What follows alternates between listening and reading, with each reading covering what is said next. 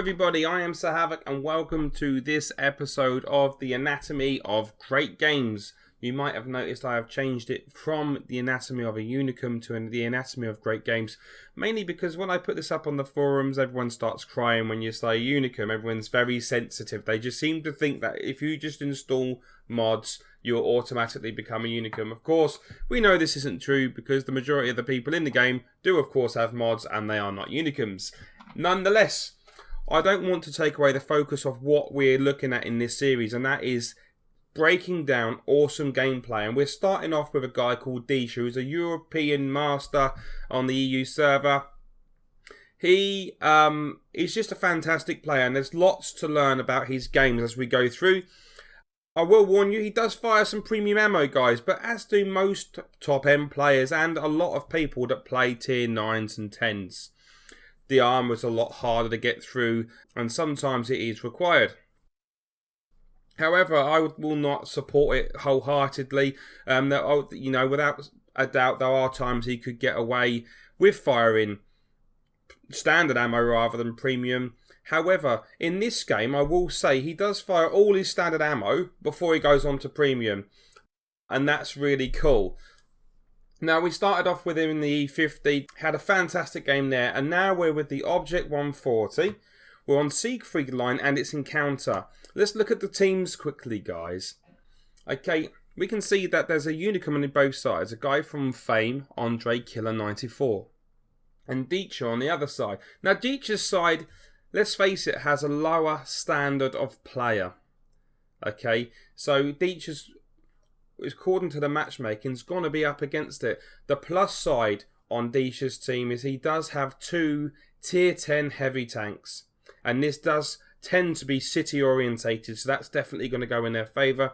Additionally to that, the enemy team does only have 1 tier 10 heavy tank, which is a T57, and as we all know, when that tank has shot its auto load, it's pretty useless whilst it's reloading.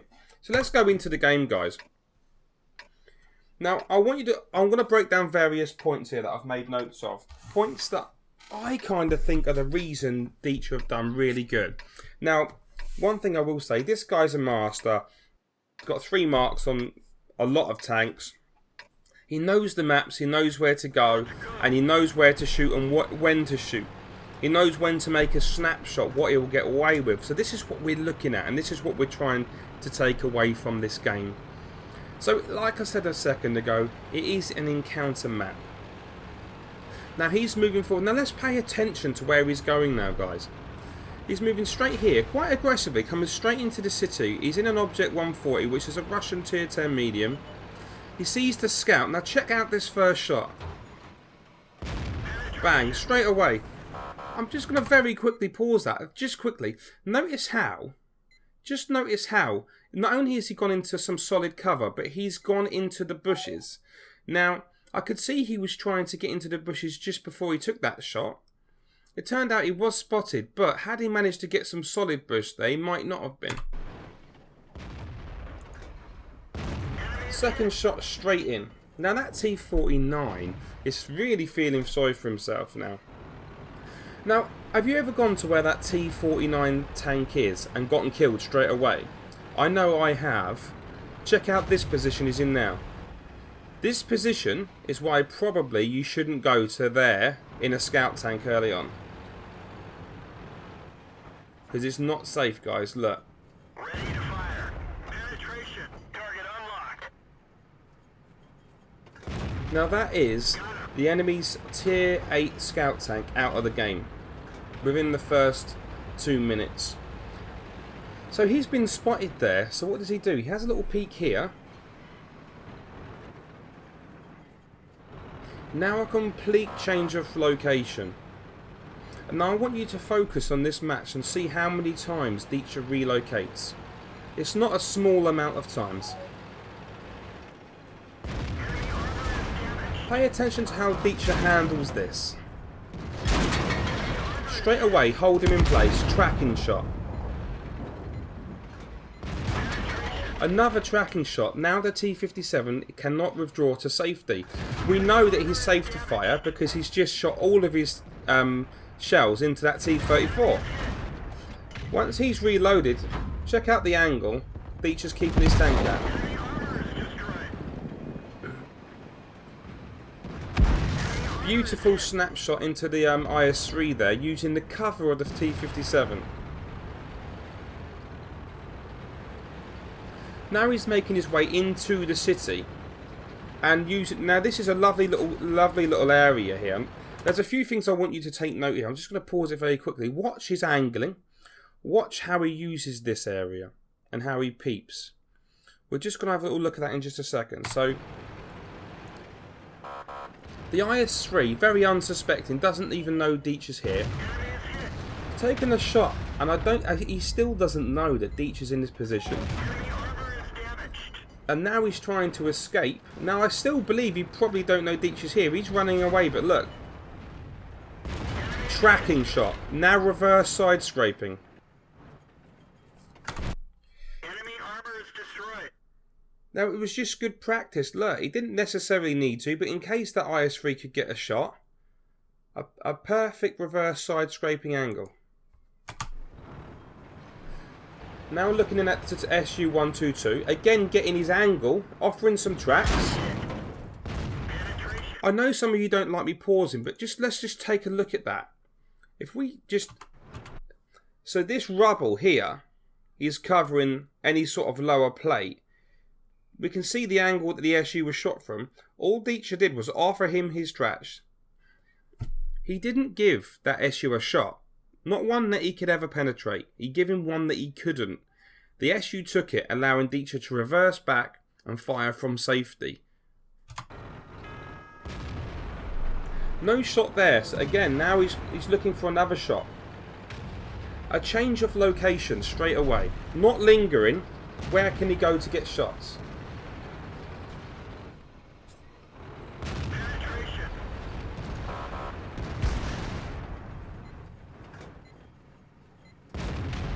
A blind shot because, you know, why not, and reasons. Now another change of location. The E100, the friendly E100, is looking pretty dangerous here. He knows he needs to keep this E5 safe.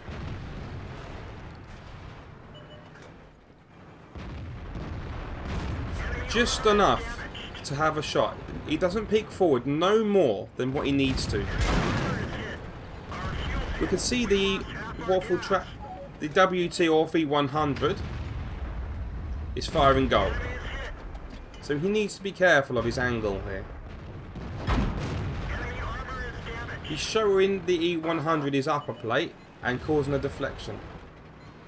And again, pushing forwards rather than holding back, not being static. Now he's hunting this damage. Now, I just want to pause that there a second, because I don't want to miss this opportunity to explain something else that's going on that's big picture stuff. A lot of people are talking about right now how games are quite one-sided. Okay. They're either roll stomps one way or roll stomps the other. So, remember what I said in the last episode with Decha about his knowledge for the race for damage? Well, I believe for Decha it started just before he come to this bit. He can see that he's going to win. He can see that his team's going to win. Look how strong they are. He's only taken one shot really. So, I think he knows the race for damage is on. Look how he's pushing now. He's actually on 6,739 damage. A figure that most of us would dream about. But he's pushing forwards now. He knows that now's the time to clear up and get that extra bit of damage in. And he's not just going to sit down and stay static so he can't get that damage and obsess over one tank that isn't going to poke out. I think that's a mistake a lot of us make. We see a tank there, we're waiting for him to poke, and he's waiting for us to poke. And we can sit there for a minute and nothing will happen. Whilst that's going on, the good players are making plays.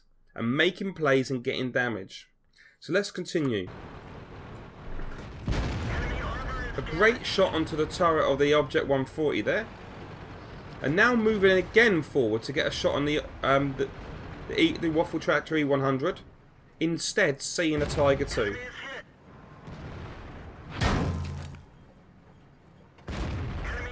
Notice how when he fires, he pulls into cover. He keeps himself covered. He's going to take another shot. He's changed his angle to side scrape out a little bit. You know, he's not showing enough of his tank to give him too much of a shot. He still makes the snapshot there. Now, one thing that we didn't go over earlier is because he's using premium consumable, the number 5, whatever he's got there with the ammo box and the can and all that lot, this means he hasn't been able to bring a medikit. Now he's got an injured driver and loader.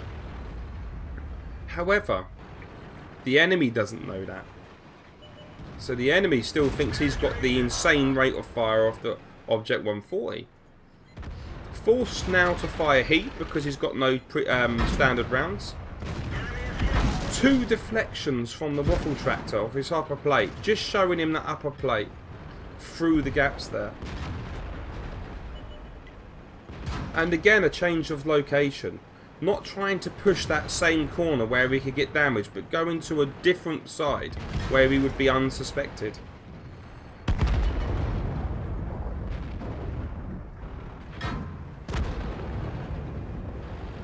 More pushing forwards, more driving forwards to get that damage. Target acquired. Let's find another target. That T95 has been tracked, so he can shoot that T95 with relative safety, putting the shots into the rear of the side of that tank, ensuring the kill, moving up to 9,472 damage. Another lovely shot into the turret of that Object 140 then, the other Unicum, who's still alive.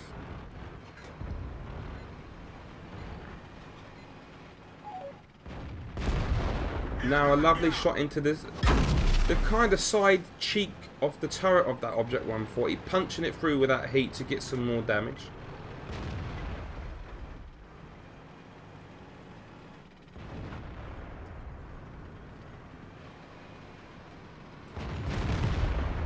Unfortunately, didn't manage to get the shot on that Object 140 there, but pushing forwards to the T54. Can he get one last shot to take him over the 9,000 mark?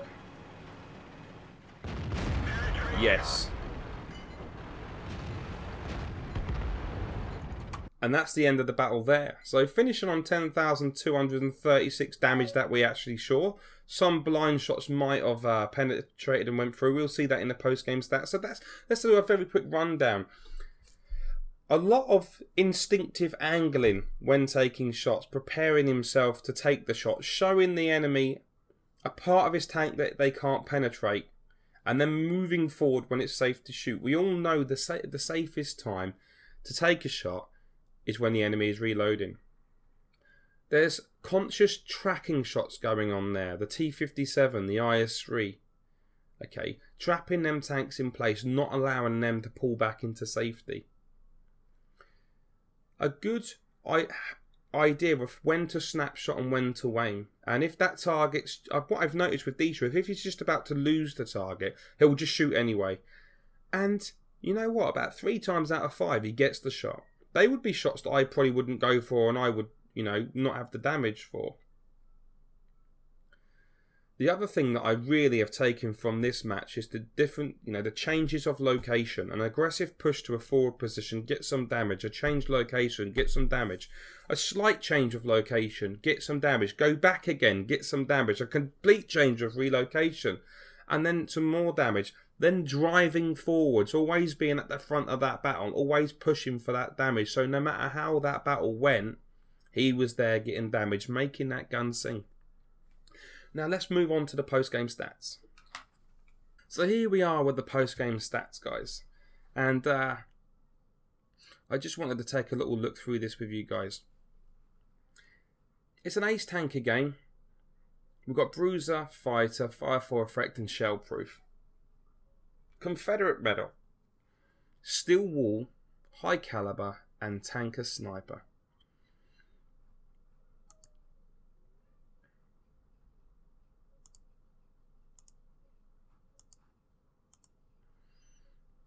So we can see, let's look at this. Both Unicums that had amazing games. Andre Killer, bagging himself 6,000 damage. Not quite the amount that Decha got, those 10,555. So from that, we know that he got an extra shot in. One of them shots that he fired blind actually penetrated, because in the game it was 10,260 something. 5 kills with 1,427 base XP. A really strong game there. 3 players on this team not scoring damage, and the same on the other team. Despite the quality of the players on this team done really well for damage. You know, with an extra person getting over 2,000 damage. But overall, we can clearly see the carry was on Decha there. Now, don't pay attention to that. Unless something freak happened that he got some money and he's got to cheat, I don't think that's the right figure. 145 taken. I think he would have ended up taking about 30,000 after deductions. On the whole, it was an amazing game from Decha. I've took a lot from this game. I look forward to watching more of his games as well. So if you enjoyed this, guys, please remember to subscribe and like. It really does help the channel, especially the likes and the kind comments. And please tell friends, because I think we can all learn a lot from these Unicums. Yeah, they do spit a bit of gold, but never guess what? Additionally to that, they play epically and they can teach us a lot. And I like this format where I can maybe analyse other people's games. Perhaps it doesn't, damage one's own ego to analyse someone else. Someone put that in the comments. It's really good because you can detach yourself from the game. So, I mean, I've learnt so much from I've actually seen 3 games of Decha now. I believe I've learnt an awful amount from that. It's high tiers that he plays, and that's what we're all striving for. And I'm looking forward to moving on to other Unicum players. But for now, I think we'll do another, probably 2 or 3 more Decha matches, and then we'll move on to someone else. So stay tuned, and I'll see you next time. Many thanks.